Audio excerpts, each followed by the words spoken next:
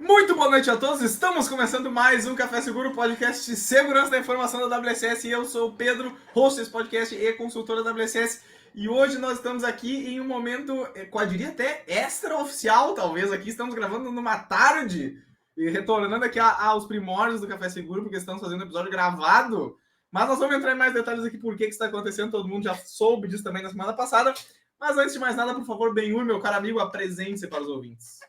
E aí, pessoas, beleza? Aqui é o Benhur, o cara de AppSec, que eu gostaria de saber quanto tempo algo quântico levaria para quebrar o MD5. Meu Deus. Gente, Daniel Dalalana, hoje o Sessão da Tarde da Segurança em homenagem ao nosso período de gravação. Eu já vou contar aqui para vocês que estão assistindo agora o nosso episódio, que toda quarta-feira, como vocês sabem, sem exceção, toda quarta-feira está no ar. E hoje, em caráter especial, eu quero já começar fazendo essa homenagem, porque estamos gravando esse episódio, né? Em virtude de um dia muito especial que teremos na quarta-feira, que não teríamos como mudar a nossa agenda, porque é a formatura do Pedro Cacique, né? A solenidade onde estaremos lá, muito mais do que aplaudi-lo, para comer a janta que ele vai pagar. Né? Então, mas Pedro, é um dia muito especial, então eu queria começar dizendo isso também. E, claro, né, é legal a gente está tão desacostumado, vamos dizer assim, a fazer gravado, que a gente faz sempre ao vivo, né? Que hoje a gente não vai ter também, quero fazer essa homenagem muito especial ao motoqueiro de Sapiranga, que ele não vai passar hoje, né? Porque o horário da noite é o horário que ele passa. Queria mandar um abraço para o motoqueiro de Sapiranga, que passa sempre às 9h05, tá? Isso. A gente, dessa vez, um grande abraço, tá? Para o pessoal do telemoto, do mototáxi da Sapiras, tá?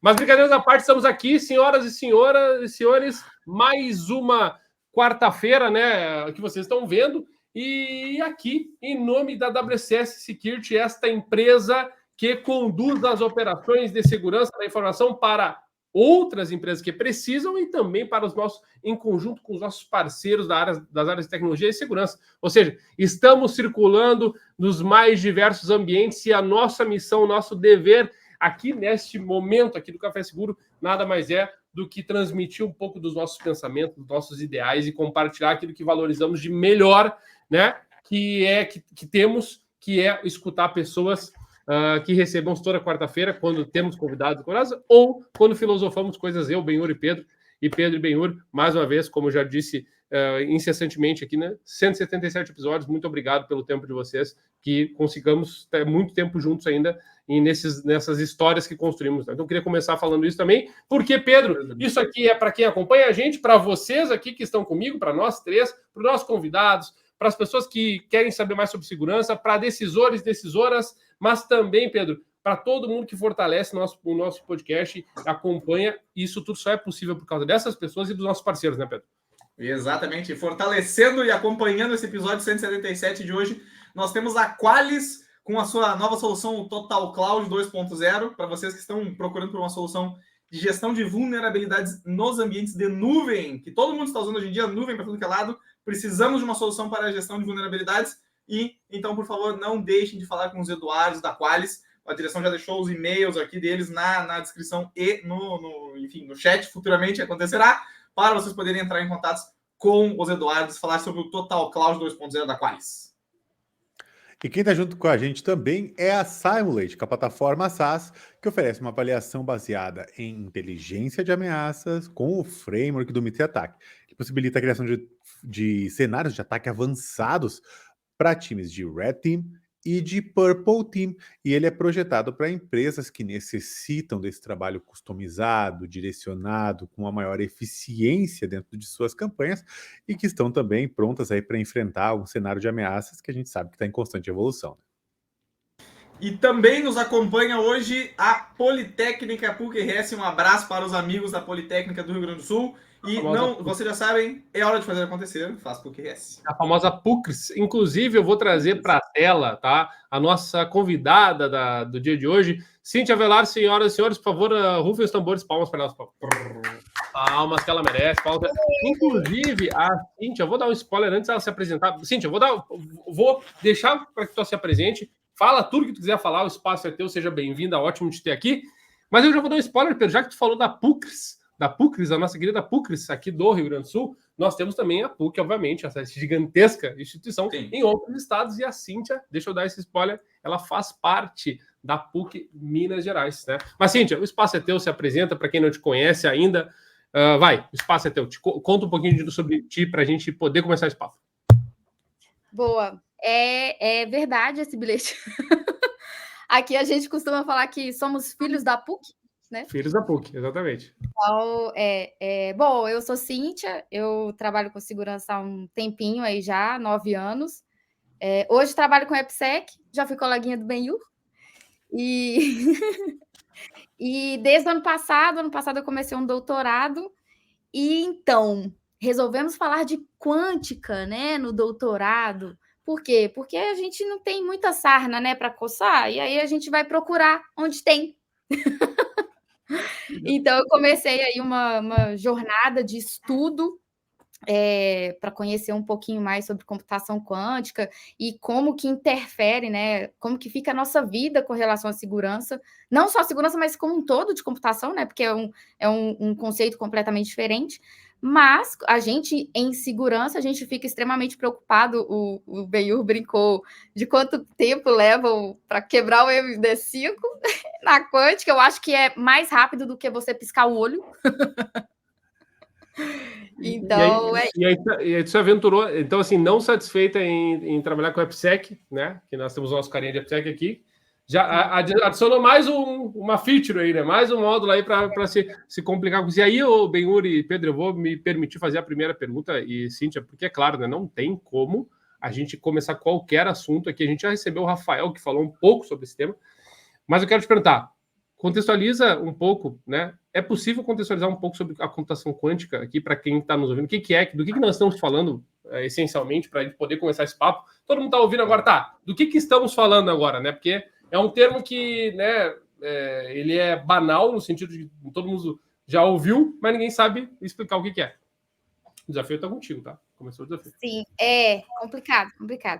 A computação quântica, na verdade, ela nasce antes dela a mecânica quântica, né? Então a gente precisa aí de uma base de mecânica quântica. Hoje o nosso pensamento, todo o viés lógico que a gente tem, comumente, né, como sociedade, a gente é regido pelas leis convencionais da física. E a quântica, por mais antiga que ela seja, né, os primeiros estudos lá de 1800 e bolinha, a gente tem sempre estudos muito teóricos, né, ao longo da história. Então, quando esses estudos avançaram, a gente passa a ter a computação quântica. E o que significa isso? Quando a gente fala de quântica, a gente fala de possibilidades que a gente não tem. Então, por exemplo, na computação convencional, a gente tem 0 e 1, que são as nossas unidades básicas, né? Que é o bit. Então, o meu bit ele pode ser 0 ou ele pode ser 1, necessariamente falando. Então, ou é 0 ou é 1 e não tem conversa, não tem papo. Já na mecânica quântica e na computação quântica, a gente tem o conceito de que a gente pode trabalhar com essas duas concepções de 0 e 1, né? A ideia do bit de 0 e 1 continua, mas a gente passa a ter uma outra unidade, que é o qubit. E aí a gente tira o verbo deve ser 0 ou deve ser 1 e passa a ter o pode ser 0 e o pode ser 1. Porque na computação quântica a gente trabalha com probabilidades. Ah, mas não tem 100%? Tem, pode existir, porque a probabilidade pode ser 100%. Mas o conceito principal trabalha com estatística, com a probabilidade de algo acontecer. E, além disso, para que essa coisa aconteça, outras coisas também devem acontecer. Porque a gente não trabalha na quântica, a gente não trabalha com a ideia de... Igual a gente tem os nossos chips de silício, né, por exemplo. Então, a gente tem os pulsos elétricos ali, que são 0 e 1. Na quântica, não. A gente tem partícula. Então, a partícula ela pode ser um íon, ela pode ser um átomo, ela pode ser uma partícula geral que você quiser. Então, como uma partícula, um fóton, por exemplo, ele também trabalha com polaridades. Então, além do valor, né, que pode ser 0 ou pode ser 1, o que vai determinar ou ajudar a determinar o valor ser 0 ou 1 também é a polaridade da partícula. Então, por isso que a gente tem muitas possibilidades e a gente consegue alcançar uma velocidade muito grande, porque a gente tem essa combinação de fatores e mais alguns outros conceitos que tem na própria física também, que é sobreposição de valores, né? Que é o que a gente brinca e fala assim, eu não sei se eu estou viva ou se eu estou morta na quântica, porque existe essa sobreposição de estados e também um outro conceito que a gente chama de entrelaçamento, que é quando você tem, aí falando de partícula, né, mas aí a gente pode falar de objeto como um todo, quando a gente tem na quântica um entrelaçamento, a gente tem que 2 objetos eles são ligados ou interligados, vinculados, de uma forma tão forte que se você modifica o estado de uma, você modifica o estado do outro lado. E isso pode ser uma distância de... vai saber quanto, de anos-luz.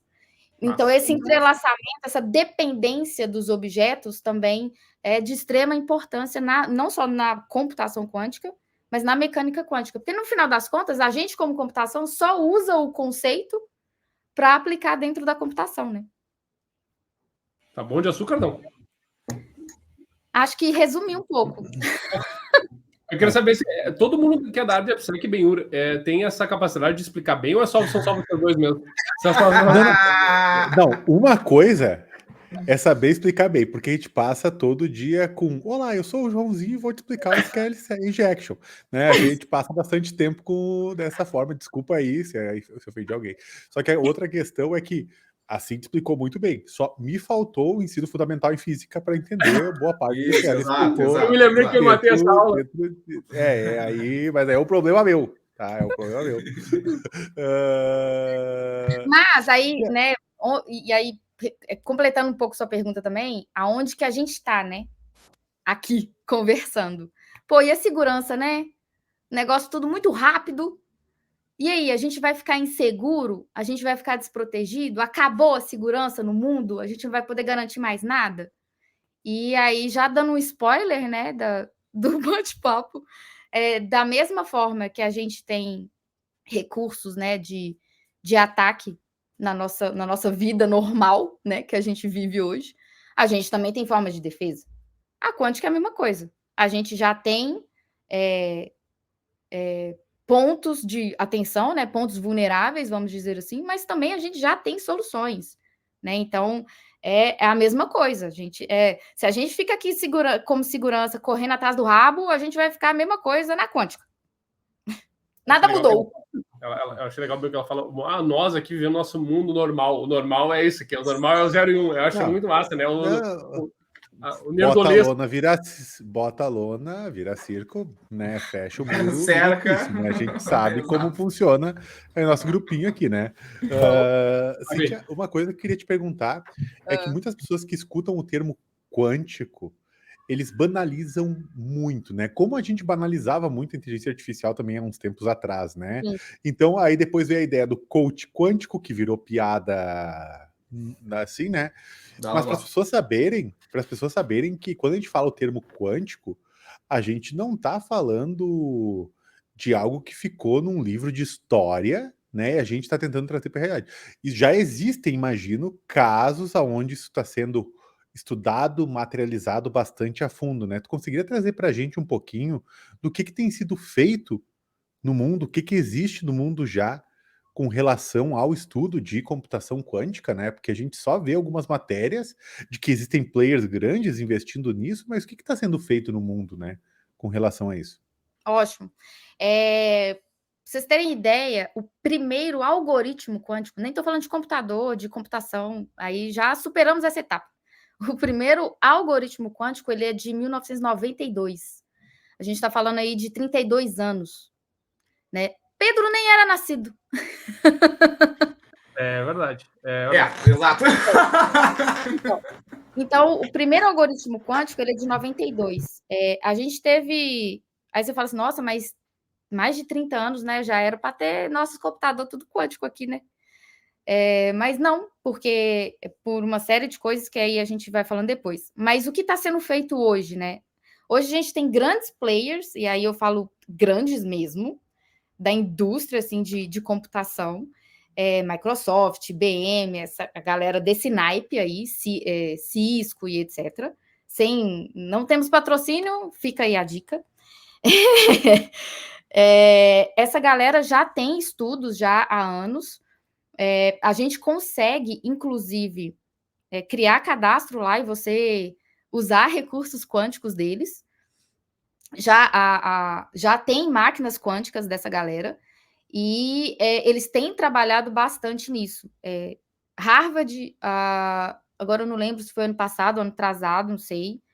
Eles conseguiram testar a maior rede quântica de comunicação até hoje feita, de 35 quilômetros, de uma ponta a outra.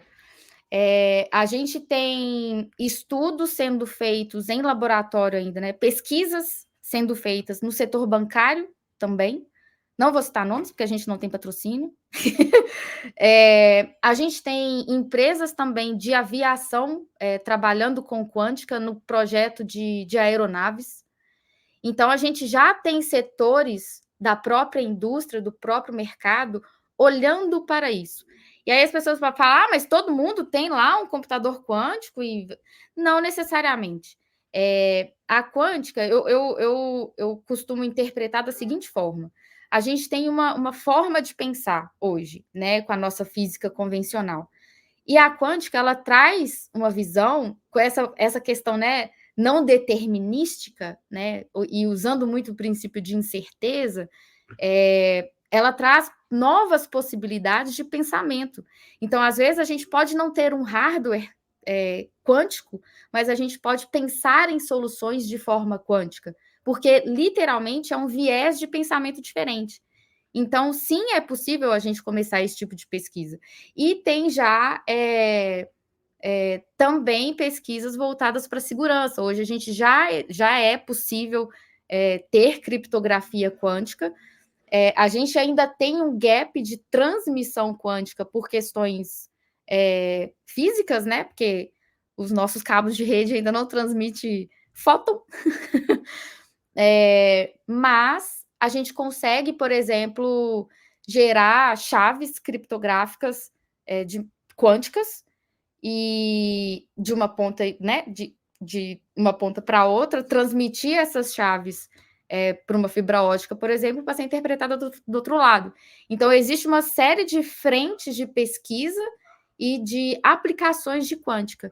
E aí, eu estava assistindo um podcast aqui de vocês mesmo, eu não lembro qual o número, mas é recente, e eu não lembro o nome da pessoa também, desculpa, que eu sou péssima para nomes, mas teve um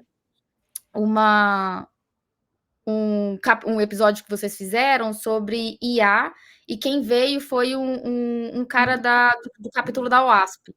O Emanuel. Falando sobre LLMs. Isso, ele mesmo. E aí, num dado momento, assim, vocês comentaram sobre... Ele comentou também sobre a performance da IA, né? Que já está chegando num ponto na IA que a gente precisa de performance, porque o hardware que a gente tem vai chegar num determinado ponto que não vai aguentar. Aí, o primeiro pensamento que me veio, quântica. Computação quântica. Então, tudo que requer um poder de processamento, uma necessidade de processamento muito grande, vai ser inevitável chegar ao ponto de falar de quântica. Que legal. É massa, assim, ó, ela fala quântica e dá uma risada, que parece cientista maluco, sabe? Quântica, tipo, eu sou super normal, entendeu? Quântica! Tipo assim, ó, sabe? Tipo, é muito quem tá vivendo aquilo ali, sabe? E ela acha que muitas pessoas estão vivendo aquilo ali. Cara, mas é difícil estudar esse negócio sóbrio. Mas falar um negócio não é à toa que tem muito físico, né? Dos filmes das antigas e tem essas histórias, o pessoal era tudo, tinha um monte de gente com problema com álcool e tudo mais. Me admira que o Pedro me admira. Eu não sou das antigas, também tem. Não é uma exclusividade, né, meu? Pedro, me admira que tu ainda não veio pesado ainda. Eu não sei o que é que tu tá reservando. Eu tô anotando aqui, né? Eu tô quieto, eu tô anotando. Esse é um segredo. Lembrando fala Pedro, menos, né? O Pedro é um grande... como é que é o nome? Não é, faltou a Admirador? palavra. Admirador. Perdeu o time da Curioso, piada. entusiasta. Perdi o time da piada. Era coisa que ele inventa as coisas. Não deixa pra lá. Agora perdi, valeu. Direção de Inventor? Normalmente quando esse Inspetor cara que Bugiganga. inventa as coisas, ou a gente chama ele de gênio ou de mentiroso, e não tem meio Isso, termo. exato. Lembrando, Não. o Pedro Cacique está nessa linha tênue, né? Nós já Talvez falamos sobre isso. talvez eu seja o intelectual quântico, né? Não, Ninguém o sabe Pedro- se eu sou um charlatão completo ou se eu realmente sou um gênio. Isso é Ninguém fato. sabe. Se você é um incompreendido, né? Pode ser também. Exato.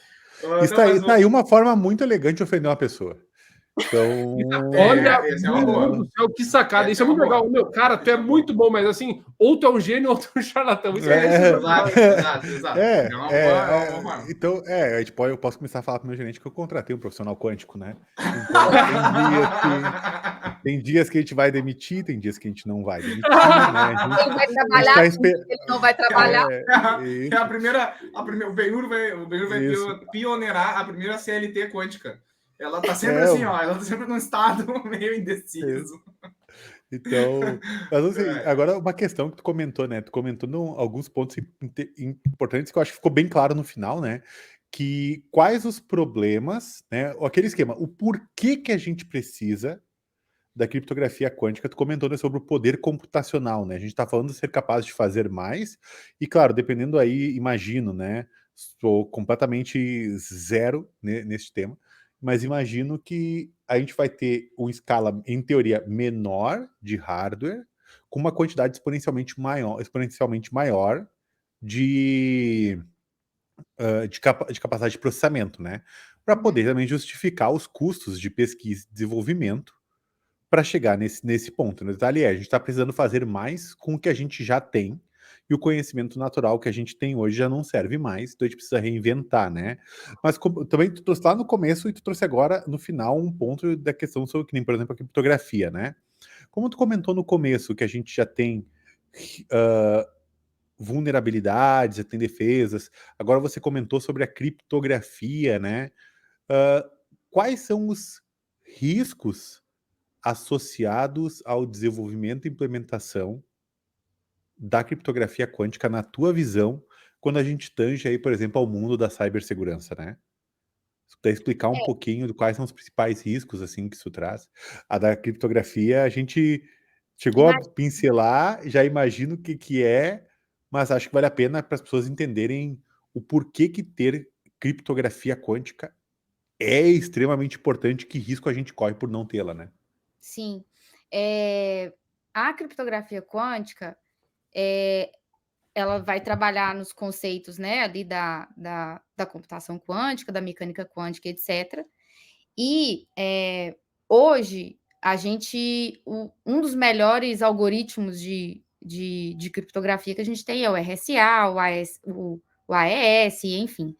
Então, quando a gente pega esses algoritmos, eles, dentro do nosso poder computacional hoje, a gente tem que ele é um problema que a gente chama de NP difícil, né? Que é um problema extremamente difícil, computacionalmente falando, dependendo da sua chave de criptografia. Então, quando a gente aplica isso para a quântica, a gente tem um RSA da vida aí, sendo descriptografado em questão de minutos. Então, a gente tendo isso em questão de minutos, né? Então, imagina, tudo que a gente usa criptografia hoje para transações, guarda de informação, ou qualquer coisa que a gente utilize a criptografia, a gente vai ter em minutos sendo quebrado por um computador desse. E aí, bom, vamos ter que correr para as colinas, né? Enfim, não. A gente, da mesma forma que a gente tem isso sendo descriptografado, a gente tem que ter solução para isso. Então, hoje já existem computadores, criptografias quânticas, algoritmos quânticos sendo desenvolvidos, sendo pesquisados e sendo usados já de teste, etc., para poder fazer essa criptografia acontecer. E aí é onde tem uma parte legal que, dependendo do modelo do algoritmo de criptografia que usar, ele fica praticamente inviável você quebrar ele, até mesmo dentro da quântica. Porque existe uma questão na quântica que é a seguinte, quando você gera a informação, né, eu comentei que pode ser uma partícula, né, um fóton e etc. Então, a gente precisa medir isso, essas informações, ou observar, né, como alguns falam. O único fato da gente medir uma partícula quântica, ela automaticamente já altera o valor dela. Isso é um ponto extremamente positivo para a gente, porque se alguém intercepta aquela informação, para ele pegar o conteúdo, ele precisa medir. Ele mediu, acabou com a informação. É um bom raciocínio. Então, é um ponto extremamente interessante. E para completar sobre, né, a criptografia, isso foi um parêntese, para completar, eu acho que o risco maior é esse, sabe? É de a gente ter tudo que a gente tem de avanço hoje dentro da criptografia, para a gente dificultar o máximo possível a quebra da informação, na quântica a gente tem isso assim quebrado muito rápido.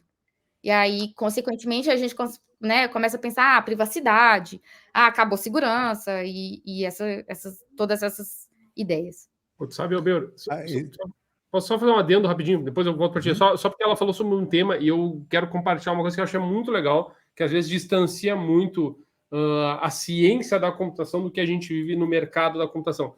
A Cíntia, nessa última fala, trouxe uma discussão sobre o problema NP difícil, o NP completo, o NP hard, ou o que for, né? Que está dentro de uma área da computação chamada, né? Tem uma teoria chamada teoria da complexidade computacional.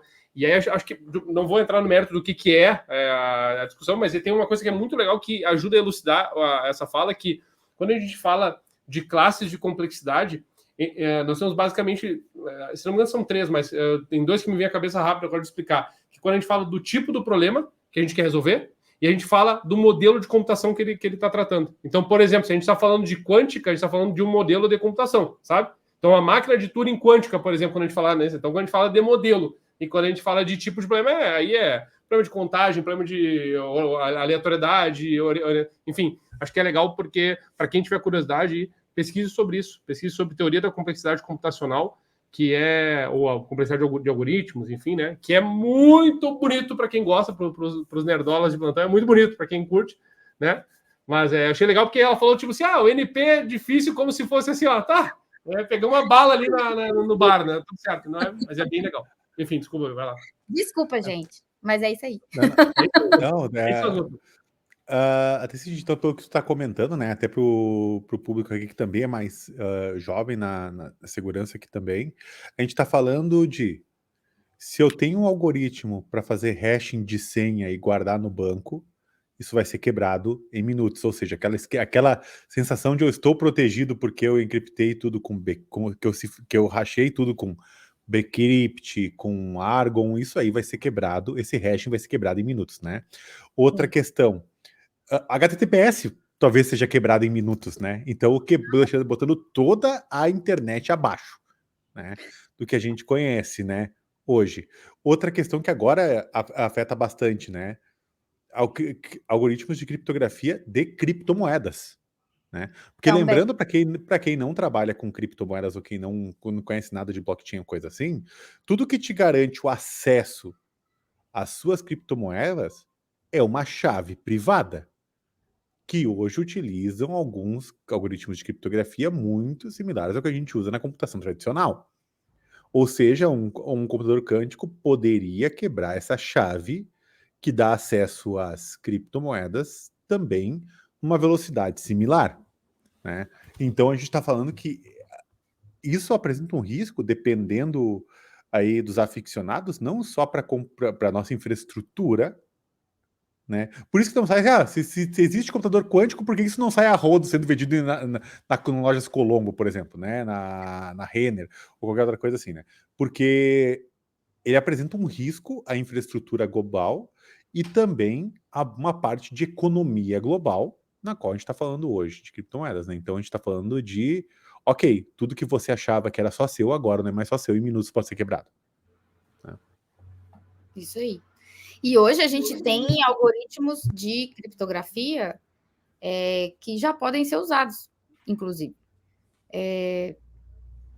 Óbvio que pode não ser tão fácil de usar igual, né, os que a gente tem, obviamente. NPM install. Muito possivelmente não. Mas já é possível a gente gerar chaves criptográficas. E aí, para o nosso uso, né, hoje já é totalmente válido. E tem uma questão também, eu vou falando, tá, gente? Olha aí, se Bingo, for, 30 minutos, 30 minutos. bingo! Sim, Direção a gente anota o sempre tem. tempo. Direção, por favor, bota no score. Fala. A gente sempre tem o bingo de quando o nosso convidado vem e fala assim: pessoal, me desculpe, mas é que eu gosto de falar, tá? Se vocês quiserem que eu fale menos, é só me avisar. Que eu A gente tem um bingo mesmo. Se tiver pergunta, levanta a mão. Toda vez. Como vocês me entendem? E o Dala também, professor, entendeu? Que professor que não gosta de falar, entendeu? Não, vai lá que o espaço é teu. Bora, vai. Esqueci. Tá, mas deixa eu... Eu acho que o Pedro... Eu de novo, eu não estou entendendo. Eu estou tentando entender, porque eu acho que ele está com uma lista muito extensa ali para descobrir, assim, né? Mas eu vou deixar lá. Deixa eu perguntar uma coisa, porque o Ben-Hur, ele trouxe à tona a coisa da cripto, né? Que naturalmente a gente relaciona porque... olha que interessante, saber. Minha leitura aqui, tá? Isso não vi em nenhum lugar. Minha interpretação. A gente, quando a gente pensa na segurança, né, a gente sempre associa a cripto, né, em primeira instância. Então, falando em computação quântica, né, não necessariamente está falando de cripto, mas a ideia da cripto, ela sempre vem à tona, né, também pela história, por tudo que puxou, né, da segurança. Então, a gente está sempre à frente com os estudos de cripto, falando em segurança, quando a gente fala em computação, né, que dá chão, tanto é que é o que deu chão a todas as discussões, né, da máquina de Turing e tudo mais. Mas, sim, deixa eu te fazer uma pergunta. Porque... mas quando eu tô falando cripto, desculpa aí, eu Não, tô falando de duas coisas. Estou falando de criptografia e cripto de criptomoedas. Sim. É porque no final das contas a essência não, vai ser tudo a mesma. Vai ser exatamente. E só completando, a cripto. Agora vai. A criptografia também é a primeira coisa dentro da nossa área que precisa de processamento, né? Precisa de poder de computação.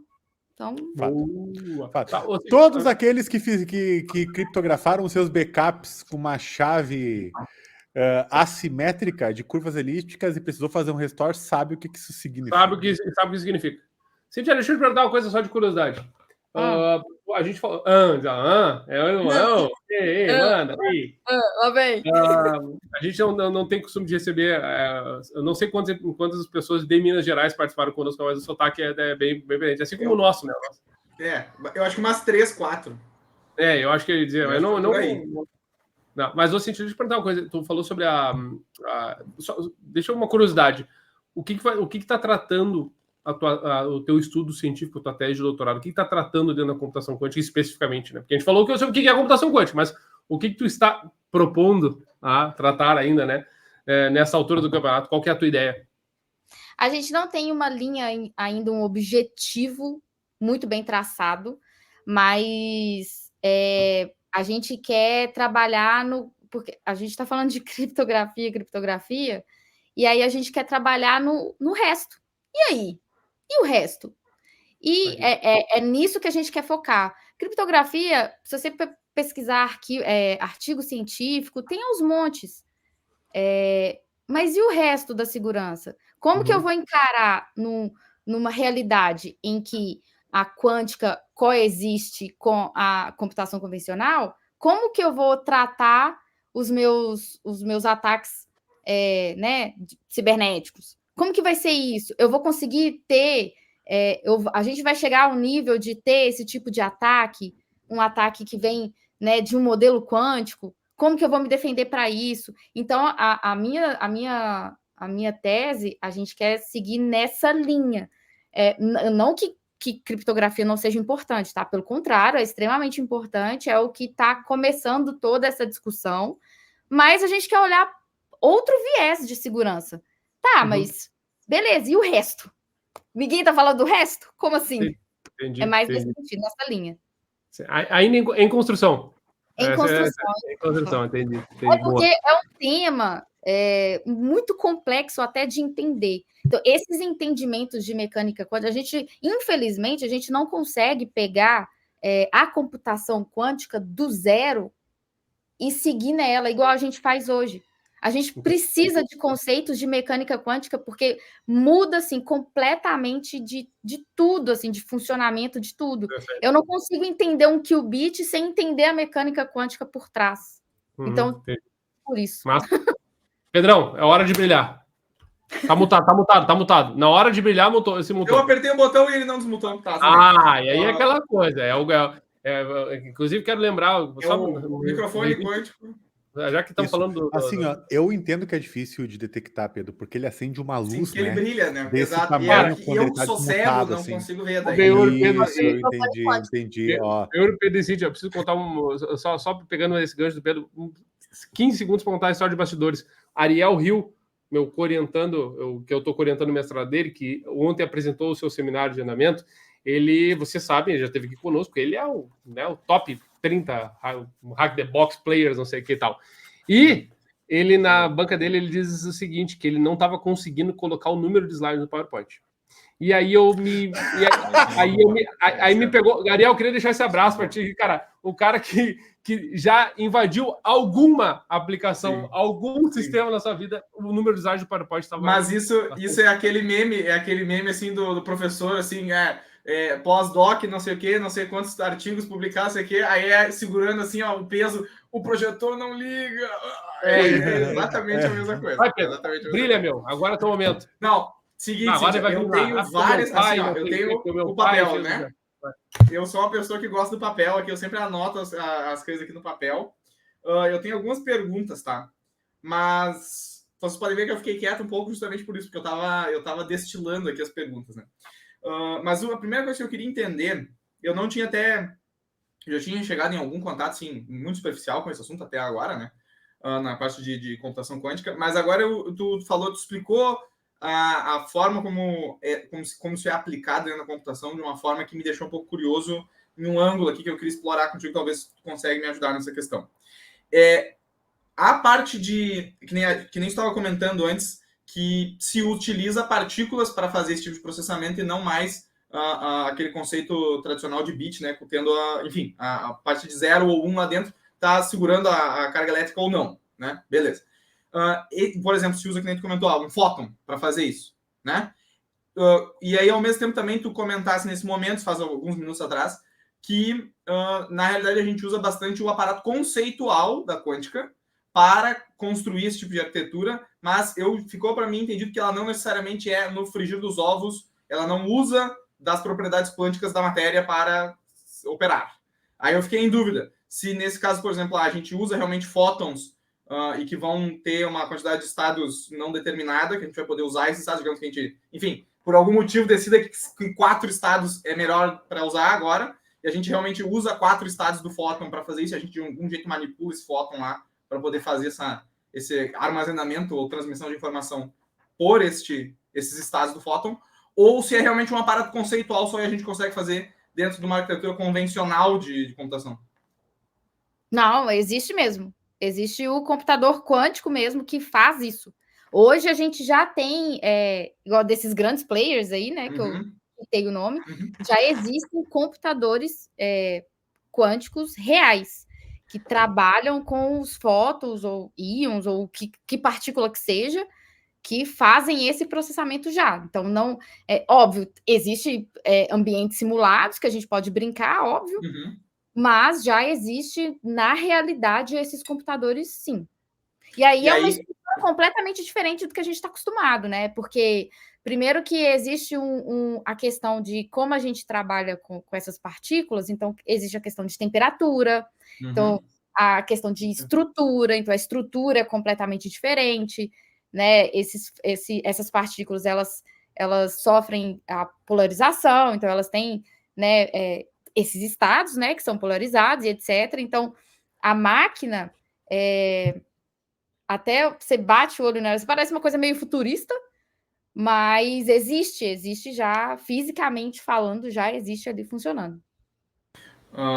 Tá. E aí, então, nesse caso, a forma como ele, vamos dizer, o jeito como ele vai fazer esse armazenamento de informação, dentro, por exemplo, usando o Photon, eles determinam uma quantidade de estados que isso vai ser usado, ou é uma questão realmente mais aberta, assim, vamos dizer, a gente pode... enfim, eu não sei nem perguntar necessariamente isso, porque eu não consigo imaginar a questão. Mas, tipo, teria que se determinar, né? Nós vamos usar, sei lá, 10 estados desse Photon e é combinado que todo mundo entende que são 10 e se usa 10, né? Isso. Cada algoritmo que você usa, né, para o que quer que seja, você determina os estados que você quer usar, né? Os estados não. É porque, assim, a gente tem o valor, né, que é 0 ou 1, e aí a gente tem portas lógicas quânticas, né, para fazer toda essa brincadeira aí. Sim. Essas portas, como a gente trabalha com probabilidades, então essas probabilidades elas vão ser geradas matrizes de possibilidades, então, né, as possibilidades viram uma matriz, e o fóton ele vai ter tanto o valor que ele vai carregar, quanto o valor de polarização dele. Então, geralmente, a grosso modo falando, seria como se fosse direção. Então, ele pode estar numa direção horizontal ou vertical, ou nas diagonais, apontando para a direita ou para a esquerda, assim. Então, você pode brincar aí com essas direções, vamos dizer assim, que é o estado de polarização dele. E aí você combina isso com o valor, né, do qubit, né? Se é 0, se é 1, o estado dele. Sim. E aí, nesse caso, tu consegue me explicar exatamente, mecanicamente, perdão o trocadilho, assim, né? Mas mecanicamente falando, qual é a vantagem que isso existe em relação à computação convencional em termos de processamento? Simplesmente é porque a gente tem mais estados agora que a gente consegue usar, que não só 2? Ou é porque, enfim, a própria maneira como ele funciona torna ele mais rápido? Qual que é a ideia aqui nesse caso? É um conjunto de fatores, na verdade. Todos esses que você falou, inclusive. E também a ideia de superposição. Essa ideia de superposição, que é carregar o mesmo valor, quer dizer, carregar 2 valores distintos num objeto só, e aí trabalhar com a probabilidade daquele objeto, daquela partícula ser 0 ou 1, isso te dá um poder de processamento maior, porque é justamente a ideia de você não ter a certeza do que está ali. E quando você mede o valor, no momento que ele é medido, você vai considerar aquele valor dada a probabilidade maior. Então, se no momento que você mediu a probabilidade maior era do 1, por exemplo, ele tinha 60% de chance de ser 1 e 40% de 0, ele vai ser 1. Então, eu não consigo te explicar mais didaticamente, ou talvez me falta um pouco mais de conhecimento sobre, para te responder mais claramente como que isso traz a velocidade. Mas é com o conceito de superposição, da gente, ou 0 ou 1 naquele exato momento, e daquele entrelaçamento que eu comentei, que as partículas elas ficam entrelaçadas e ligadas de alguma forma. Provavelmente esse é um assunto que nem o nosso amigo aqui, amigo do Café Seguro, Robin, fala que assim, toma esses 6 artigos, lê eles primeiro, daí a gente conversa depois, porque... Cara, nas entrelinhas ela está dizendo isso. É isso assim, que ela disse. Tu acertou tudo, não, mas espero que tu explicou muito bem as diferenças de Pedro. Mas uma última coisa aqui, Cíntia, só para não perder esse... Não, o espaço é teu agora, beleza. Esse andar aqui. Dando tchau aqui, agradeço, o Pedro vai seguir. Valeu, pessoal. Valeu. Tchau, até mais. Não, mas eu sei que... Fica aí para eu voltar e explicar isso aí, entendeu? E eu sei que eu estou fazendo aqui também a voz da direção, tá? Que o piloto, garanto que está gostando dessa parte agora aqui em específico, que ele também é bastante entusiasta dessa questão. Até deixa eu... Podemos convidar a direção que quiser mandar a sua pergunta aí, pode mandar. Mandar a pergunta, direção, por favor. Faça as vezes do chat, mande sua pergunta. Mas, Cíntia, só para concluir aqui esse meu raciocínio, justamente tu estava comentando, antes tu tinha comentado sobre a questão do problema da interface entre tecnologias, né? a gente precisa que seja em fibra ótica, precisa que seja com foto, os nossos cabos são todos de cobre, então a gente não tem essa, né, é difícil de fazer interface, como é que nós vamos usar uma cifra quântica em um ambiente que não é quântico, né, enfim. E aí tu estava comentando também agora, um pouquinho antes, sobre a questão do entrelaçamento, né, que é um conceito, assim, eu também entendo muito superficialmente isso, tá?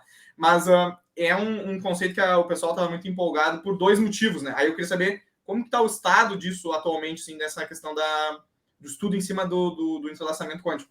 Mas o pessoal gostava bastante justamente porque é uma comunicação que ocorre sem um meio, necessariamente, então a gente não precisaria do cobre ou da fibra ótica para fazer essa comunicação, porque eu trocando o estado de um lado, ele automaticamente trocaria do outro, né? Para dar partículas que estão entrelaçadas. O que então seria uma coisa sem precedentes, sem uma comunicação sem meio desse tipo. E a outra questão é que, aparentemente, apesar de tudo, ela é uma comunicação que, até onde eu entendo, ocorre mais rápido que a velocidade da luz, o que também é algo que não deveria acontecer, né? Então, eu queria saber como é que está o estado disso, assim, a conversa e o estudo em cima do entrelaçamento quântico para esse tipo de... Até talvez para essa solução da questão do meio, né? A gente conseguir fazer uma interface entre esses sistemas pensando dessa forma, né? Usando esse tipo de propriedade da matéria ali, né? Mais veloz que a velocidade da luz, a gente ainda não consegue atingir. Então, rápido sim, mais que a velocidade da luz, não sei ainda. Ela ainda não conseguiram fazer ainda de uma forma imediata. Eu tinha o entendimento que ela era imediata. Ela é imediata, mas na velocidade da luz, é próximo à velocidade da luz, mas exatamente na velocidade da luz, não. Aí tem uns cálculos malucos lá, enfim. Mas é rápido o suficiente para a gente entender que é instantâneo. E sobre a gente usar o entrelaçamento como uma forma de comunicação, aí eu, de fato, não sei como que seria isso, porque no conceito de entrelaçamento, a gente tem que o objeto ele está entrelaçado com outro objeto e eles ligados, e os seus estados são dependentes. Ou seja, o estado desse objeto é dependente ou diretamente ligado ao estado do de cá. Então, se você move alguma coisa, né? Altera o estado de um, você vai alterar o estado do outro. Então, eu não sei te falar se com essa ideia de mudança de estado também funcionaria uma comunicação, sabe? Tipo, quando eu falo comunicação, eu falo passar dado de um lado para o outro dessa forma, sabe? Mas tu imagina que porque ela não seja estável, né? Por exemplo, assim, se eu trocar, digamos que eu tenha, vamos por efeitos práticos, eu tenho 10 estados que eu posso alterar, tá? Não vamos dizer que é indeterminado, né? A questão é que se eu troco, por exemplo, do 1 para o 2, aqui pode ser que ele troque, não tem como saber, não é linear, né? Não tem como saber se eu troquei do 1 para o 2, aqui agora pode trocar do 1 para o 9 ou do 8 para o 7. Não tem como a gente saber, né? Tipo, não é estável. Por isso que não teria como fazer essa comunicação. Essa é a questão? Eu imagino que não.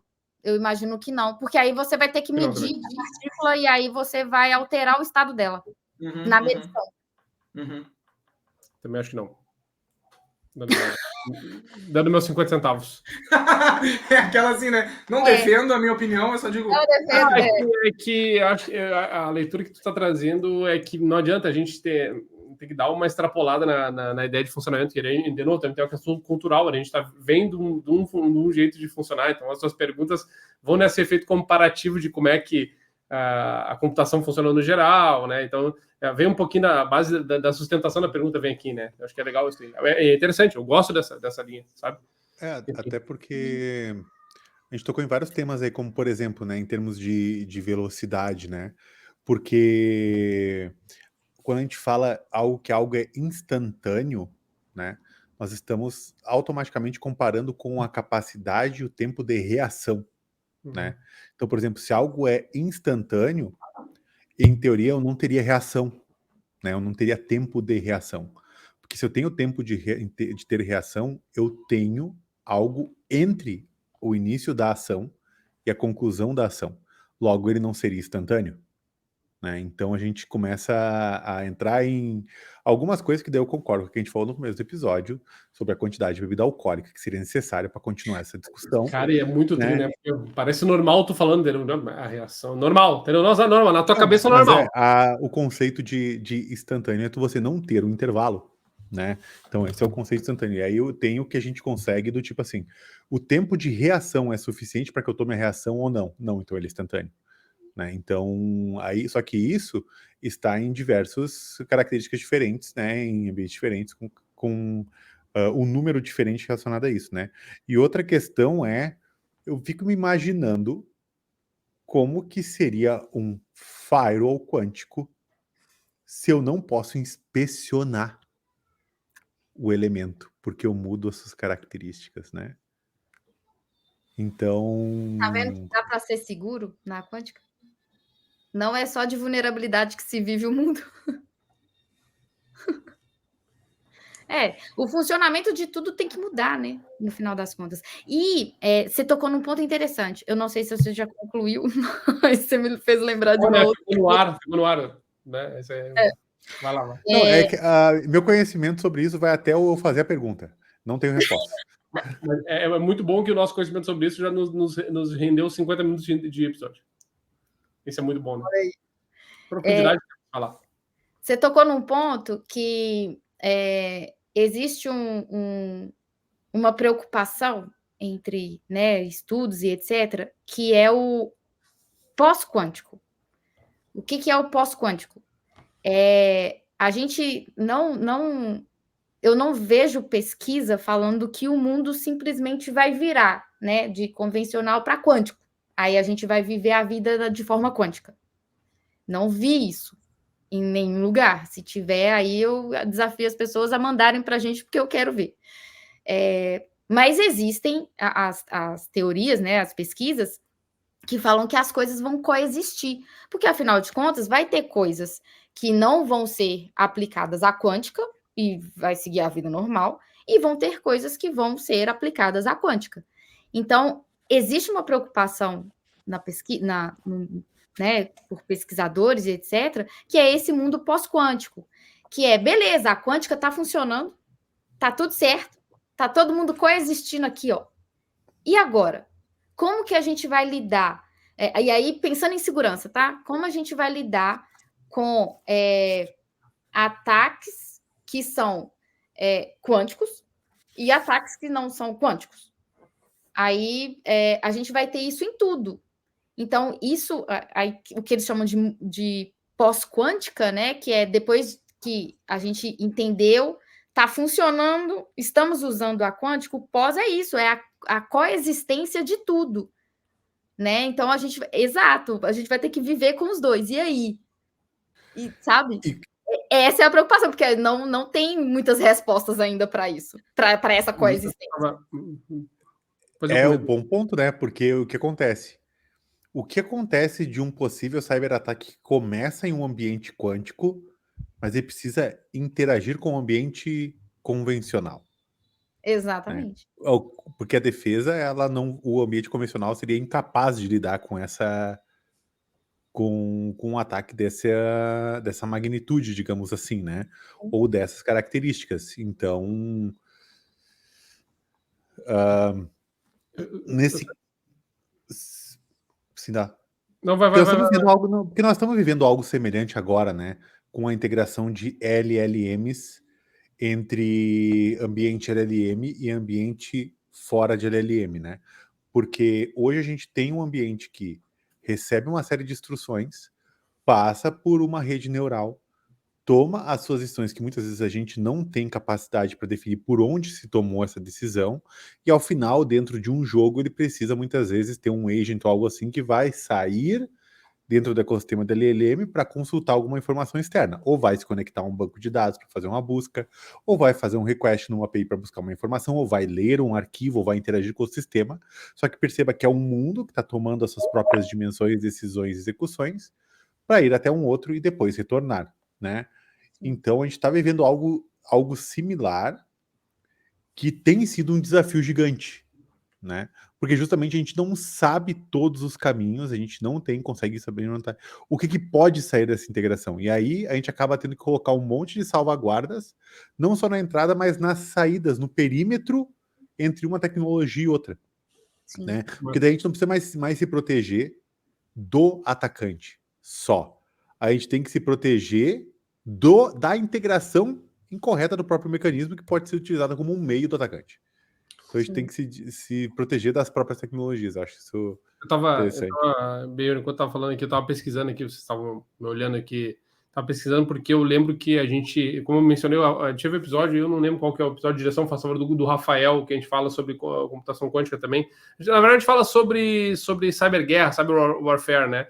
Eu acho que é um 7 um 4 alguma coisa, um 4, 7. Depois a direção, confirma aí na tela.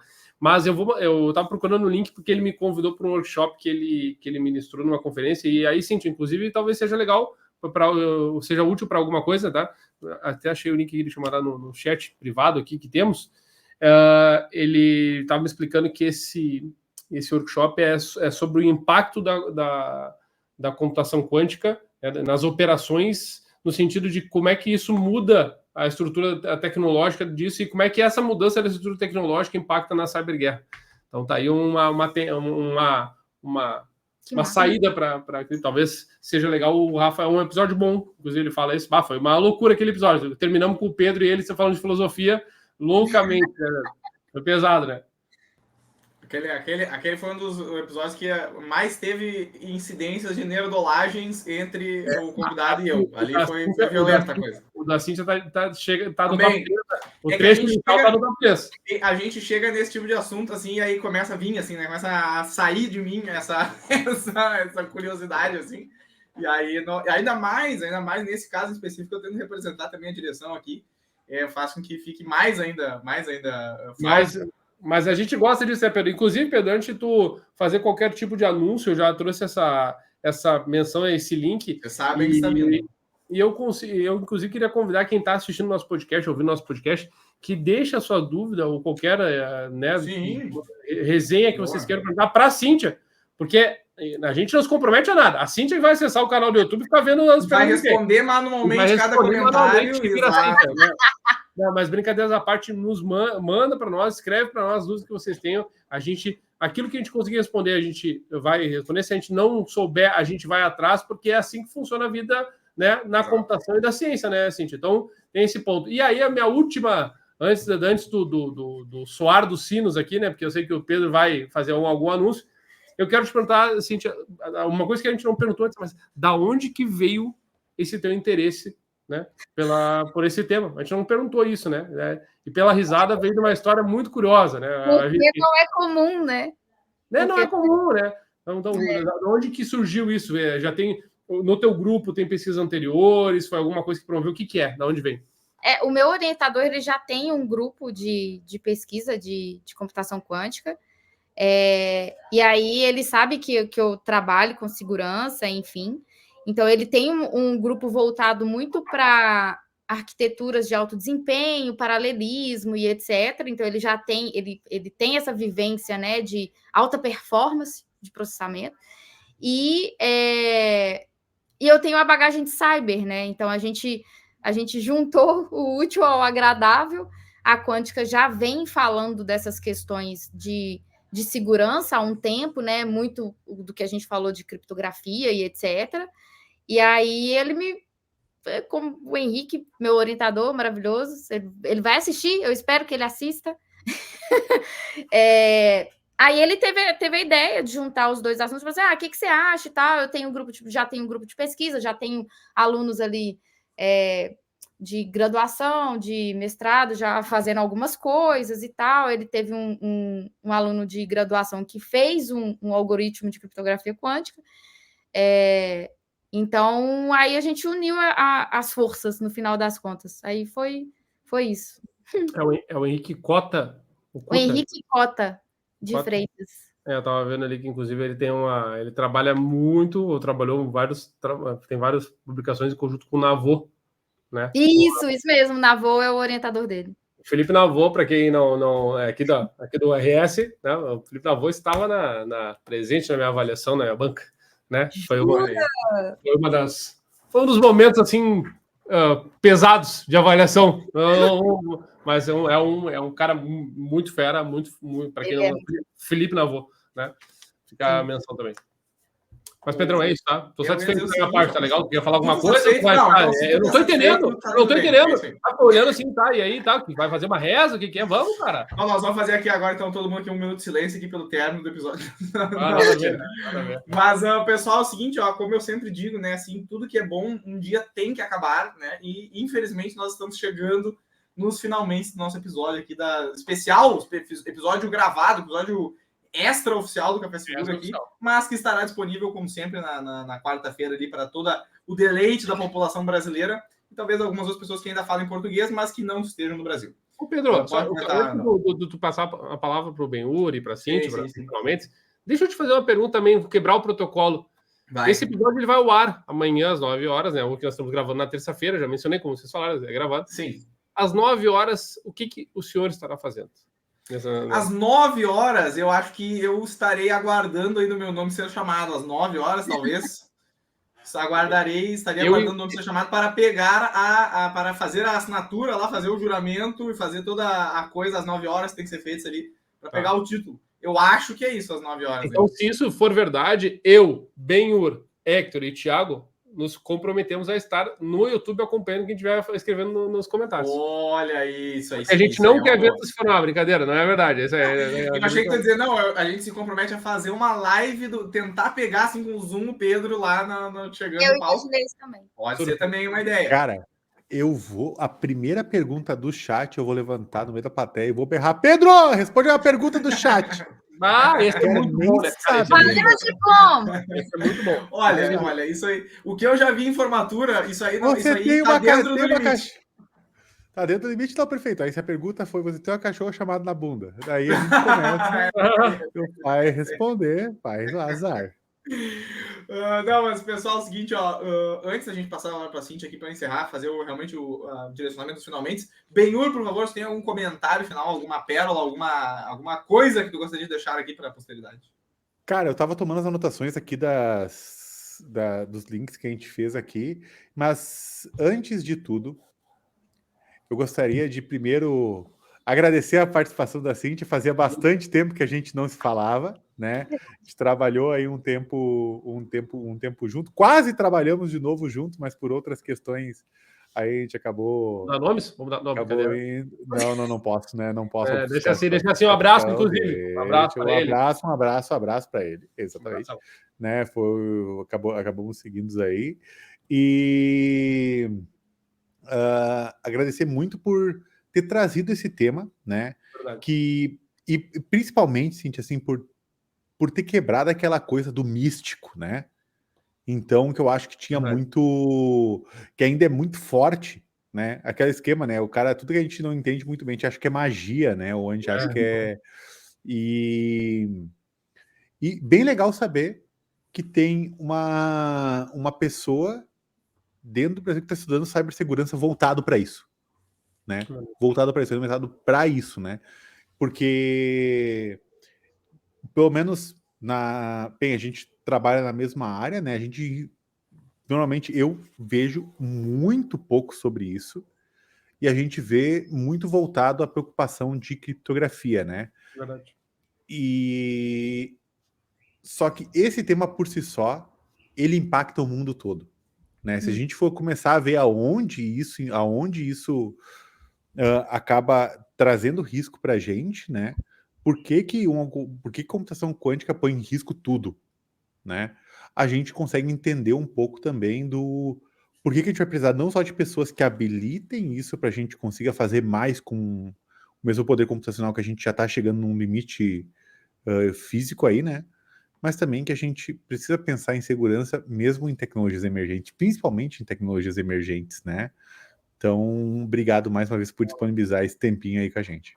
Inclusive, não posso deixar de agradecer, como eu já agradeceu o Cintia, muito legal, não só o tempo que tu dispôs, mas também esse reschedule aqui, né? A gente ter encontrado esse momento juntos aí, nessa E acho que é importante também esse esforço. Que bom, porque o episódio é da altura da convidada e do que a gente espera aqui, tá? Não.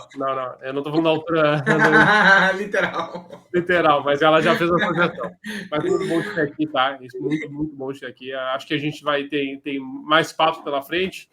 Inclusive, mais pesquisas aí a serem pensadas em conjunto. Tem uns caras aí que estão pensando em se inserir na academia também, então a gente vai... Mas deixa para lá que depois de amanhã é outro dia, né, Pedro? Depois de amanhã é outro dia, né? Olha, se tem alguma verdade que foi dita agora aqui nesse episódio, é depois muito de obrigado. amanhã é outro dia.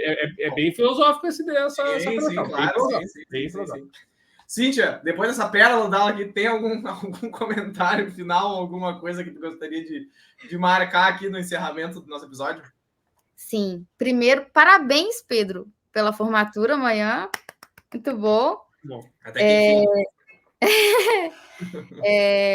Bom, eu que agradeço o convite. É prazer te rever também. Muito obrigada pelo espaço, pela oportunidade, pelo convite.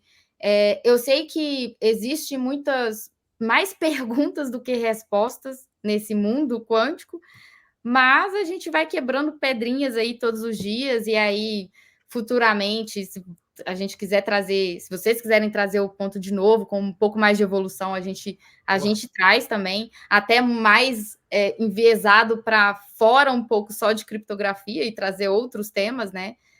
À medida que for avançando.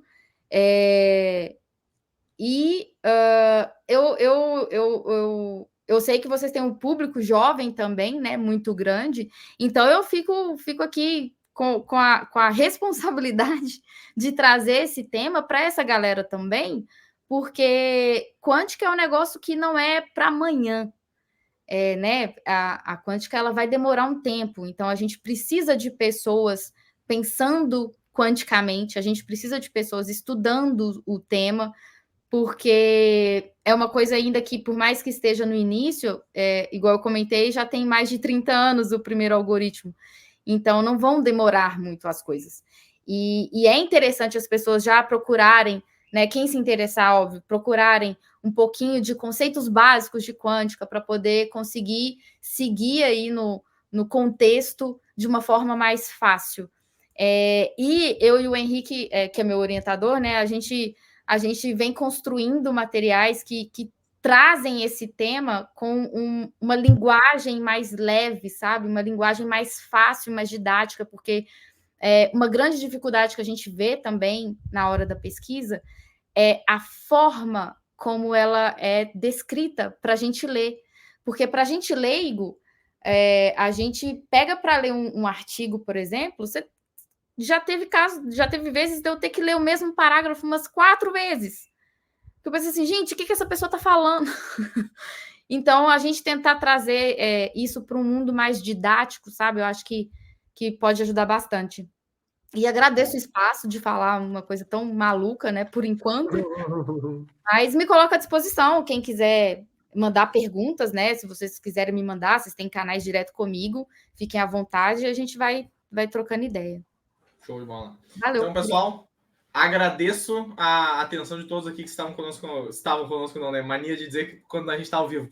Pessoal que está nos vendo agora aqui assincronamente no YouTube, obrigado pela sua atenção. E depois, claro, nos outros agregadores de podcast aí possíveis. Não se esqueçam de se inscrever, deixar aquele joinha, aquele like, aquele favorito, aquela coisa toda. E nos vemos na próxima semana. Nos vemos na quarta-feira que vem, às 9 horas da noite. Aí sim, ao vivo no YouTube. E aguardamos a atenção de todos vocês. Até lá. Muito obrigado. Valeu. Valeu, gente. Valeu, pessoas. Abraço. Tchau.